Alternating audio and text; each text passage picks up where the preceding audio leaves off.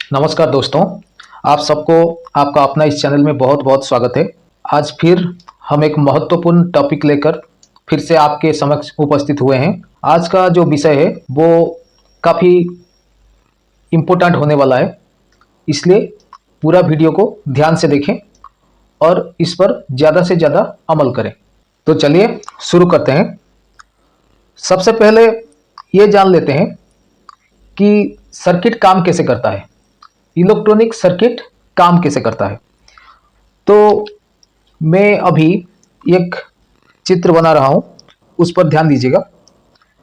मान लीजिए ये एक बैटरी है, ये बैटरी का सिंबल है, इसको भी याद रखने की ज़रूरत है।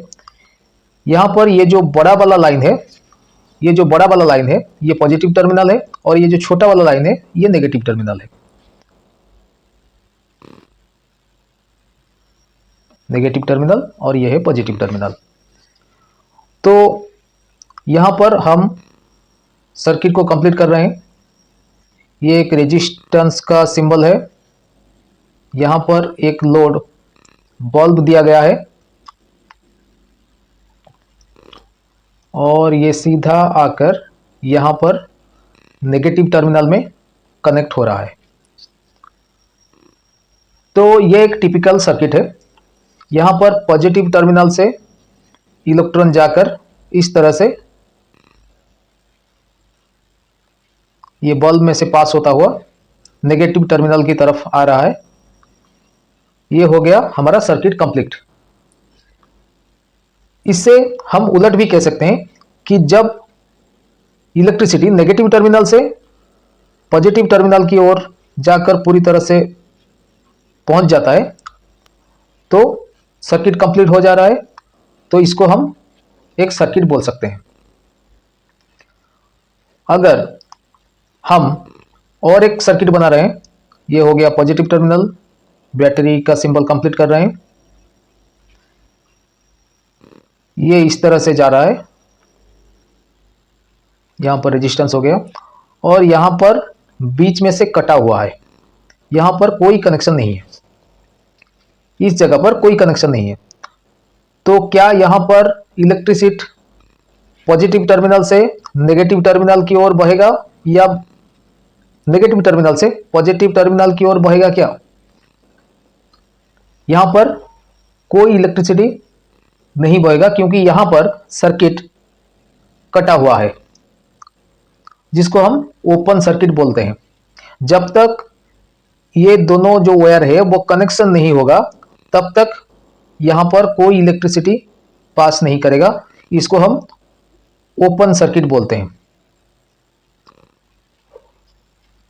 ये जो सर्किट है यहां पर पूरी तरह से कनेक्शन हुआ है नेगेटिव टर्मिनल से पॉजिटिव टर्मिनल की ओर, तो यह एक क्लोज्ड सर्किट है। यह एक क्लोज्ड सर्किट है और यह एक ओपन सर्किट है। मुझे आशा है कि आपको अच्छी तरह से समझ आ गया होगा। मैंने अभी ये पहले वाले एग्जाम्पल में आपको बताया कि इलेक्ट्रिसिटी पॉजिटिव से नेगेटिव की ओर या नेगेटिव से पॉजिटिव की ओर बहने से सर्किट कंप्लीट होता है। तो यहां पर कंफ्यूजन ये होता है कि इलेक्ट्रिसिटी का रियल मूवमेंट का जो पाथ है वो क्या है। तो मैं इसमें बता दे रहा हूं। इस पर दो नियम अभी तक चल रहे हैं। सबसे पहले क्या होता था कि साइंटिस्ट मान रहे थे कि इलेक्ट्रिसिटी पॉजिटिव टर्मिनल से नेगेटिव टर्मिनल की ओर बहता है। इसको हम कन्वेंशनल थ्योरी बोलते हैं, कन्वेंशनल थ्योरी। 20वीं सदी के मध्य तक एक दूसरा सिद्धांत आया। जब इलेक्ट्रॉन की खोज पूरी हो गई तो साइंटिस्ट लोगों ने देखा कि जो इलेक्ट्रॉन से वो नेगेटिव से पॉजिटिव की ओर बह रहे हैं, तो उसको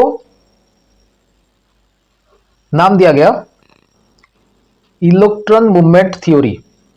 electron movement theory, EM, electron movement theory. तो इससे हमारा ज़्यादा कुछ लेना देना नहीं है, क्योंकि हमें मतलब यह है कि सर्किट कंप्लीट हो रहा है या क्लोज हो रहा है कि नहीं। आप ये पहले वाला भी मान सकते हैं, ये दूसरा वाला भी मान सकते हैं, किंतु ये जो दूसरे नंबर वाला है यही सबसे एडवांस है, electron movement theory. Electronic circuit में चार मुख्य चीजों का सबसे बड़ा महत्व है। सबसे पहले वाला है वोल्टेज,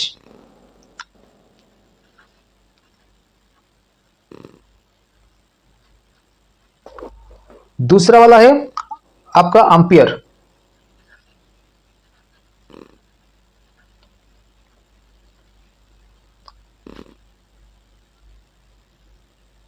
तीसरा वाला हो गया आपका रेजिस्टेंस,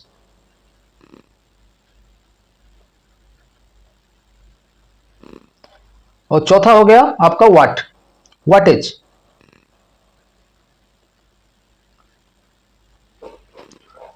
अभी जानते हैं ये वोल्टेज क्या है। आप इलेक्ट्रिसिटी को पानी से कंपेयर कर सकते हैं। पानी की टंकी में कितना प्रेशर है, इलेक्ट्रॉन को मूव करने के लिए कितना प्रेशर जा रहा है, ये वोल्टेज से पता चलता है। इसका सिंबल है V या वोल्ट्स, इसको वोल्ट्स में नापा जाता है। इसका सिंबल है V। जो करंट है उसको एम्पियर में नापते हैं, इसका सिंबल है I। कितनी जोर से करंट बह रहा है वो एम्पियर से पता चलता है, A। इसका मतलब सीधा करंट से है। जैसे कि वोल्ट का मतलब था कितना प्रेशर है। मैं आपको समझाने के लिए बोल रहा हूं ये सब। तीसरा है रेजिस्टेंस, इसका सिंबल होता है ओम्स, ये वाला ओम्स। ये दिखाता है कि करंट को पास होने में कितना बाधा आ रहा है। मान लीजिए कोई पानी बह रहा है, इसमें हम एक भाल्व लगा दिए हैं, तो वहां पर पानी को कुछ बाधा मिलेगा, तो वही जो बाधा है वो है रेजिस्टेंस, उसको ओम्स में नापते हैं। इसका सिंबल है ये रेजिस्टेंस। अब ये है वाटेज। वाटेज क्या है कि ये जो वोल्टेज और ये जो एम्पियर है, इन दोनों को मिलने से कितना एनर्जी प्रोड्यूस हो रहा है। जैसे कि कोई कंपोनेंट गर्म हो रहा है तो वहां पर कुछ एनर्जी प्रोड्यूस हो रहा है, तो उसको वाट बोलते हैं। इसका सिंबल होता है W, वाट।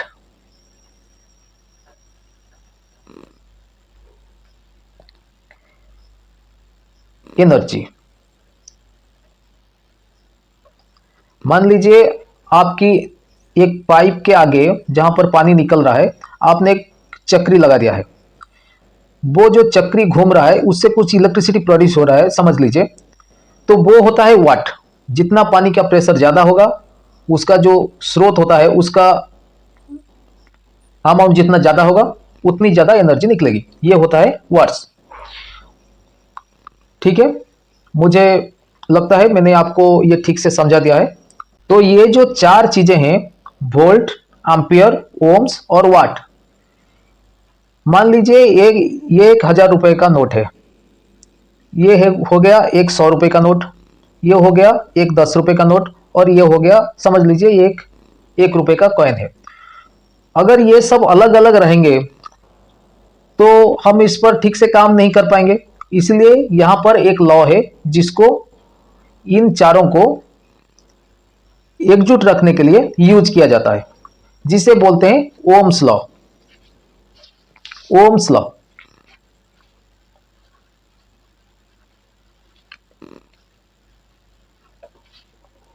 ये हो गया ओम्स लॉ। ओम्स लॉ क्या काम करता है ना, ये जो चार मुख्य चीजें हैं इनको जोड़ने का काम करती है। ओम्स लॉ कहता है V equals to I into R।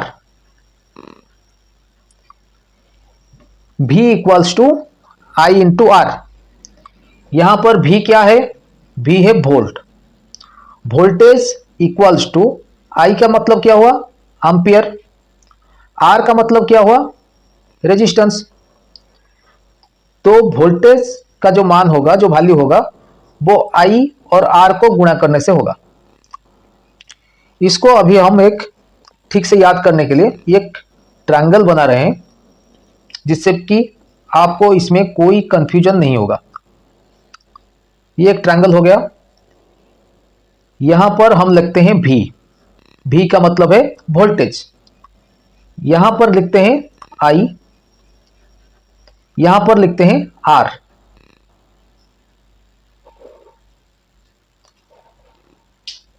हो गया।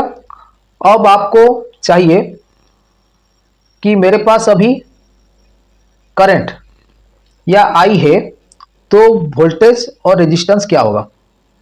अगर इन तीनों में कोई दो चीजें आपको पता हो तो आप थर्ड का वैल्यू निकाल सकते हैं इस फॉर्मूला से। तो अगर आपको I का मान चाहिए तो यहां पर एक उंगली आप I पर रख दीजिए। I इक्वल्स टू, आपको अभी कितना दिख रहा है? V by R.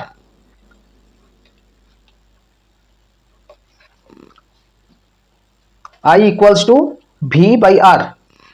अगर आपको रेजिस्टेंस का वैल्यू चाहिए, आपको वोल्टेज और करंट पता है, तो आप R को इस तरह से उंगली से छुपा दीजिए। आपको क्या दिख रहा है? R equals to V by I, मतलब वोल्टेज बाई एम्पियर। ठीक है। अगर आपको एम्पियर और रेजिस्टेंस पता है, आप V का वैल्यू चाहते हैं, V इक्वल्स टू, अब V को उंगली से छुपा दीजिए। कितना दिख रहा है आपको? I into are.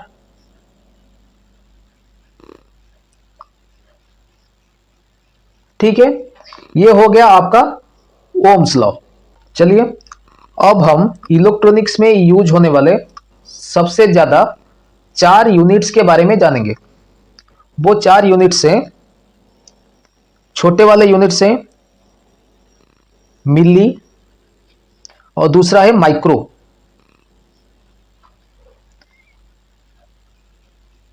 ये है स्मॉलर मल्टीप्लायर। बड़े वाले मल्टीप्लायर हैं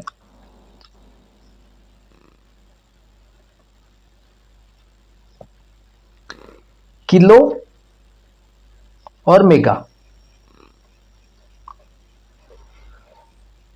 ये सब, ये जो 4 मुख्य चीजें हैं, वोल्ट, एम्पियर, ओम्स और वाट, इनको नापने के लिए यूज किया जाता है। समझ लीजिए, अब मिली को समझ लेते हैं। मान लीजिए आपने 1000 ml का एक ऑयल का पाउच खरीदा है। ये हो गया 1000 ml, मतलब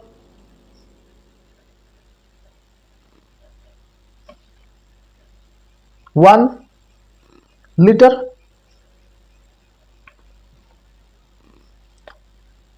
ये लिक्विड को नापने का आपका यूनिट है। उसी तरह से 1 वोल्ट हो गया कितना?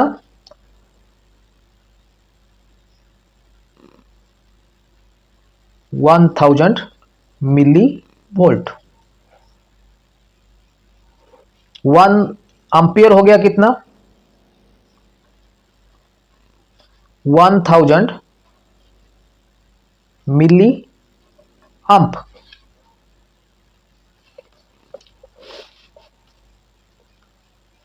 1 ओम हो गया कितना?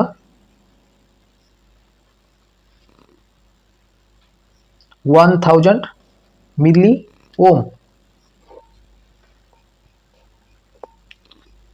हो गया। अभी माइक्रो को समझते हैं। तो मिली का मतलब हो गया 1/1000। अब माइक्रो का मतलब हो गया 1/10 लाख, 5 शून्य। 1 माइक्रोवोल्ट कितना हो गया?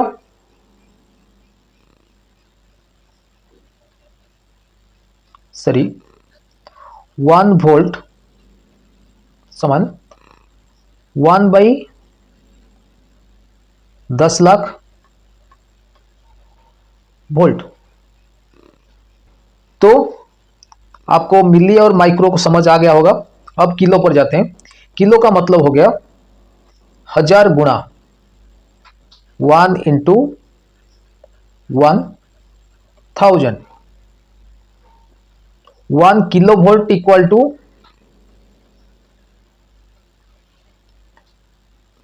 1000 वोल्ट। 1 किलो आप मतलब 1000 आम्स। 1 किलो मतलब 1000 ओम्स। अब मेगा पर चलते हैं। ये हो गया आपका किलो। 1 मेगा 1 मेगा मतलब 1 मेगा वोल्ट मतलब 10 लाख वोल्ट।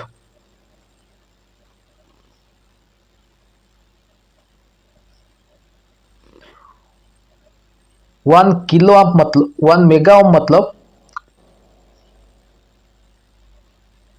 1 मेगा आप मतलब 10 लाख एम्पियर्स।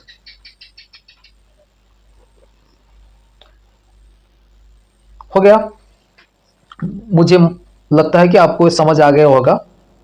जब कहीं पर मेगा लगेगा तो आपको समझ लेना है वो 10 लाख गुना है। जहां पर आपको माइक्रो लगेगा आप समझ लीजिए कि उसको 10 लाख से भाग करने पर जितना मिलेगा वो होता है माइक्रो।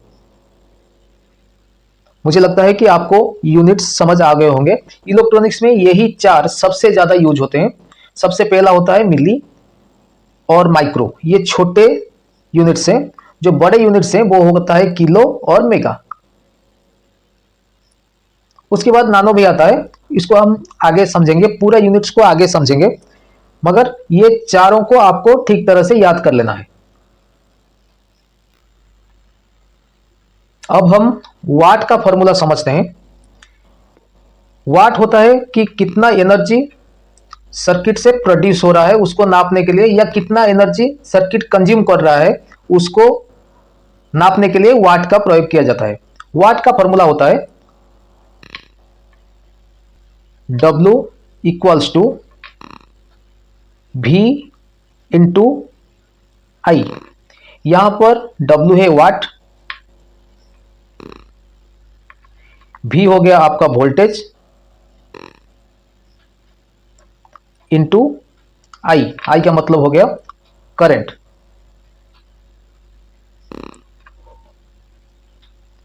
ठीक है।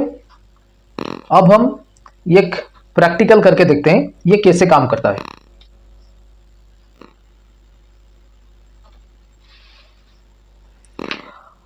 यहां पर हम एक सर्किट बना रहे हैं। सबसे पहले बैटरी, ये हो गया बैटरी का पॉजिटिव टर्मिनल, ये छोटा वाला हो गया नेगेटिव टर्मिनल। पॉजिटिव टर्मिनल, ये हो गया आपका नेगेटिव टर्मिनल। पॉजिटिव टर्मिनल में हम एक रेजिस्टेंस दे रहे हैं। रेजिस्टेंस क्यों दिया जाता है ये हम आगे चर्चा करेंगे। रेजिस्टेंस दिया जाता है, अभी समझ लीजिए, रेजिस्टेंस दिया जाता है करंट को कंट्रोल करने के लिए। क्योंकि बैटरी से जो करंट निकल रहा है वो तो बहुत ज़्यादा है, उसकी कोई सीमा नहीं है। अगर हम यहाँ पर एक एलईडी लगा रहे हैं, ये एलईडी का सिंबल हो गया,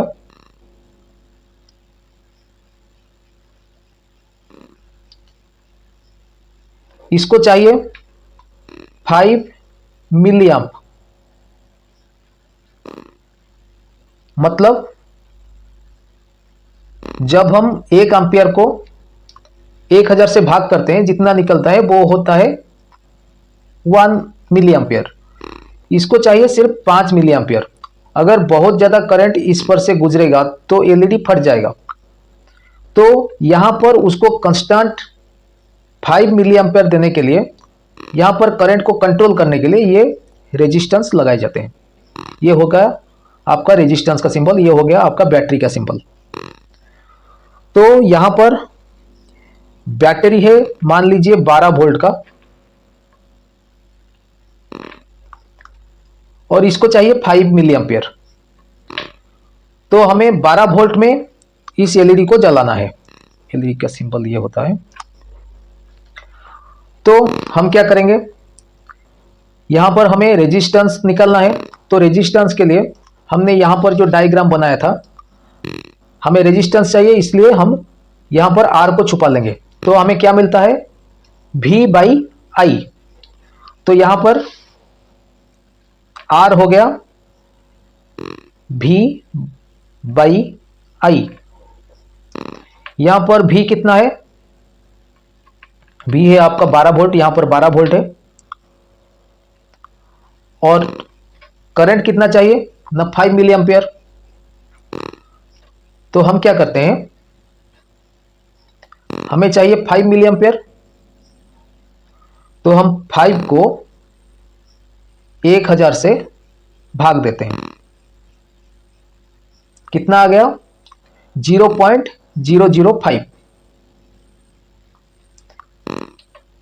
0.005 ये क्या हो गया, ये हो गया आपका एम्पियर। ओम्स लॉ में आपको रेजिस्टेंस ओम में देना होगा, वोल्टेज वोल्ट में देना होगा, करंट आपको एम्पियर में देना होगा, तभी ये लॉ काम करेगा। इसलिए हम यहां पर 5 मिली एम्पियर को 1000 में भाग देने से आपका 0.005 एम्पियर आ गया। अभी हम ये जो 12 वोल्ट है इसको इससे भाग करते हैं, कितना हमें मिलता है, R इक्वल्स टू क्या आ गया, 12 बाई 0.005। यहां पर R हमें मिल गया है 2400। 2400 क्या, ओम्स लॉ में रेजिस्टेंस हमें कौन से यूनिट में देना होगा, ओम्स में। 2400 ओम्स मतलब 2.4 किलो ओम्स।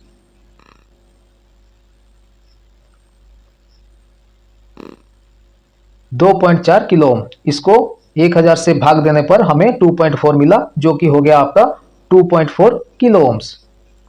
ठीक है, तो यहां पर हमें रेजिस्टेंस पता चल चुका है, ये हो गया 2.4 किलो ओम्स।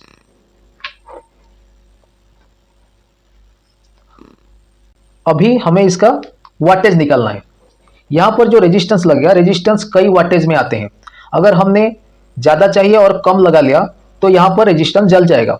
तो हमें अभी देखना है यहां पर कितने वाटेज का रेजिस्टेंस लगेगा। तो चलिए,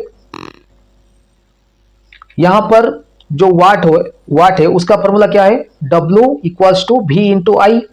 यहां पर वोल्टेज कितना है, W is equals to V into I. यहां पर V क्या है, V है वोल्ट है आपका 12 वोल्ट, इंटू करंट क्या है 0.005 एम्पियर। 0.005 एम्पियर। अभी हम इसको गुणा कर लेते हैं, 12 इंटू 0.005। यहां पर आ गया हमारा 0.06, जो कि बहुत कम है। तो हम यहां पर एक क्वार्टर वाट का 1/4 वाट का रेजिस्टेंस लगा सकते हैं।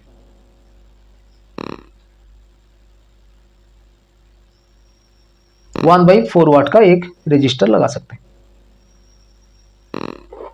ठीक है, मुझे लगता है रेजिस्टेंस के बारे में मैंने एक और वीडियो बनाया हुआ है, उसमें जितने प्रकार के रेजिस्टेंस है उसके बारे में पूरी जानकारी दी गई है। आप जाकर उसको भी चेक कर सकते हैं। ठीक है, हम यहां पर एक क्वार्टर वाट का रेजिस्टेंस अगर लगाएंगे 2400 ओम्स का, तो हम यहाँ पर 12 वोल्ट बैटरी से एक एलईडी को जला सकते हैं।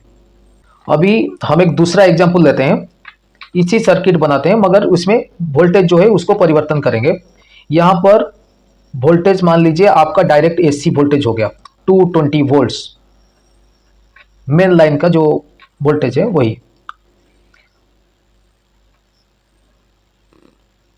यहां पर एक रेजिस्टेंस लग गया, हम यहां पर एक एलईडी लगा रहे हैं जो कि डायरेक्ट 220 वोल्ट्स में चलेगा। ये हो गया आपका 220 वोल्ट्स। तो एलईडी कितना में जलता है आपको पता है, 5 मिली एम्पियर्स। तो हमें रेजिस्टेंस पता करना है, यहां पर कितना रेजिस्टेंस देने से हम डायरेक्ट मेन लाइन से एक एलईडी को जला सकते हैं। हमारे घर में जो लाइन आता है उसमें से एक एलईडी को जला सकते हैं। तो यहां पर हमें आर का वैल्यू फाइंड आउट करना है। आप यहां पर फिर से उंगली रखेंगे, क्या दिख रहा है आपको, R equals to V by I, R equals to V by I. यहां पर V का वैल्यू क्या है 220 वोल्ट्स, I का वैल्यू क्या है 5 मिली एम्पियर। यहां पर हम 220 वोल्ट्स को यहां पर एम्पियर में वैल्यू लेना होगा, मिली एम्पियर में नहीं वैल्यू लेना होगा। तो हमें क्या चाहिए, हमें चाहिए यहां पे जो 220 वोल्ट है वो तो वैसा का वैसा रहेगा, मगर ये जो 5 मिली एम्पियर है तो हमें क्या करना होगा, 5 को 1000 से भाग देना होगा। तो कितना आ गया 0.005 एम्पियर। हमने यहां पर 5 मिली एम्पियर को एम्पियर में कन्वर्ट कर लिया है। तो अभी देखते हैं आर कितना होगा,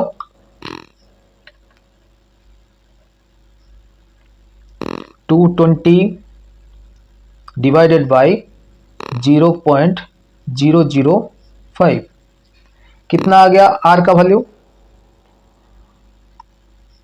44,000। इसको हम क्या लिखेंगे, ये क्या है ओम्स, इसको हम क्या लिखेंगे 44K ओम्स। तो आर यहां पर हो गया आपका 44 ओम्स, 44 किलो ओम्स। अब हमें यहां पर रेजिस्टर का वाटेज पता करना है।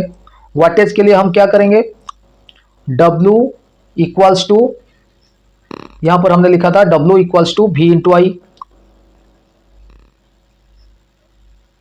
यहां पर वोल्ट इंटू करंट, यहां पर वोल्ट कितना है, वोल्ट है आपका 220 वोल्ट्स।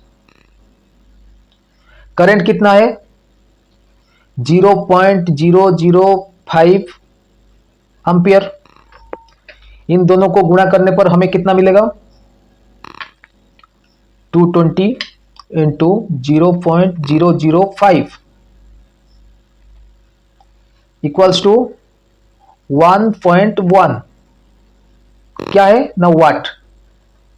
मतलब ये 1 वाट से ज्यादा है, तो टिपिकली 1 वाट से ज्यादा 2 वाट का रेजिस्टेंस आता है। तो हम यहां पर 2 वाट का रेजिस्टेंस लगाएंगे।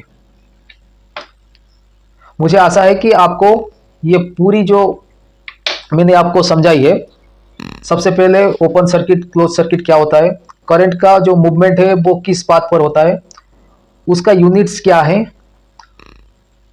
और ओम्स लॉ, उसके बाद आपको स्मॉलर और बिगर मल्टीप्लायर, उसके बाद एक सिंपल सर्किट को कैसे बनाना है। मुझे लगता है कि मैंने आपको सही से समझा लिया है। अगर यहां पर आपको कोई डाउट हो तो मुझे आप डायरेक्ट कमेंट भी कर सकते हैं। मैं चेष्टा करूंगा कि आपका कमेंट का जवाब दे सकूं। तो अगर आप चैनल में नए हैं तो चैनल को सब्सक्राइब कर लीजिए और आपके दोस्तों को भी शेयर कीजिए। मैं एक लक्ष्य लेकर चल रहा हूं कि मैं आपको सर्किट में मास्टर बना सकूं। बहुत बहुत धन्यवाद, नमस्कार।